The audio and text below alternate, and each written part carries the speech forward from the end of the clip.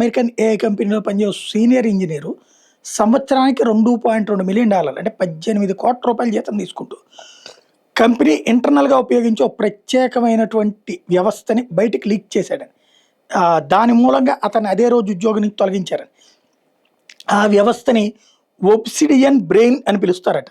ఇది కంపెనీలోని వేలాది రీసెర్చ్ నోట్స్, డాక్యుమెంట్లు, గ్లోసరీల్ని ఒకదాంతో ఒకటి అనుసంధానించి ఉంటే ఓ రకమైనటువంటి డిజిటల్ మెథడ్ లాంటిదట.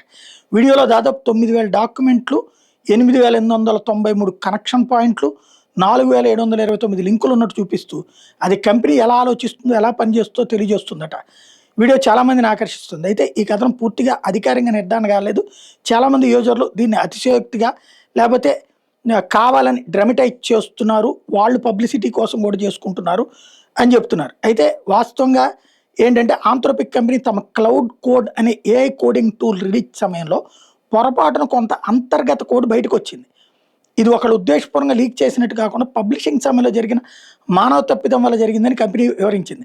కస్టమర్ల డేటా లేదా పాస్వర్డ్ బయటికి రాలేదని కూడా స్పష్టం చేసింది. ఈ ఘటన ఏఐ కంపెనీలు తమ రహస్య సమాచారాన్ని ఎంత జాగ్రత్తగా భద్రపరచుకోవాలో, చిన్న పొరపాటు జరిగితే ఎంత ప్రమాదం ఎదురవుతుంది అన్నటువంటి విషయాన్ని ఇక్కడ స్పష్టంగా తెలియజేసినట్టయింది.